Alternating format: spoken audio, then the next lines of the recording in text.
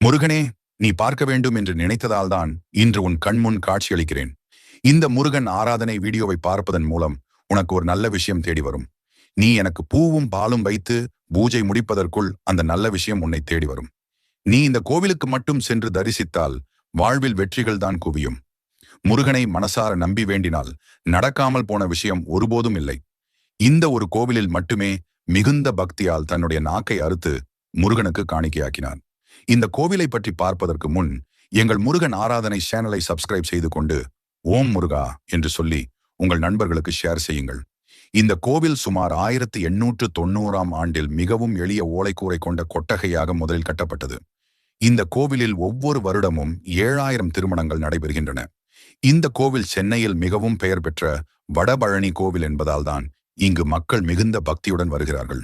ரொம்ப சிறப்பான இந்த கோவிலில் அண்ணாசாமி நாயக்கர் என்ற முருக பக்தர் ஒரு சிறிய குடிசை அமைத்து முருகன் படங்களை வைத்து வழிபட்டார்.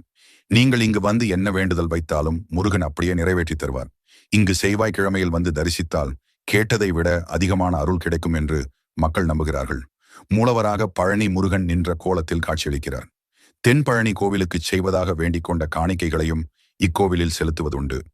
இங்குள்ள பூஜை நேரம் காலை 5:30 முதல் நண்பகல் 12 மணி வரை, மாலை 5 மணி முதல் இரவு 9 மணி வரை நடைபெறும்.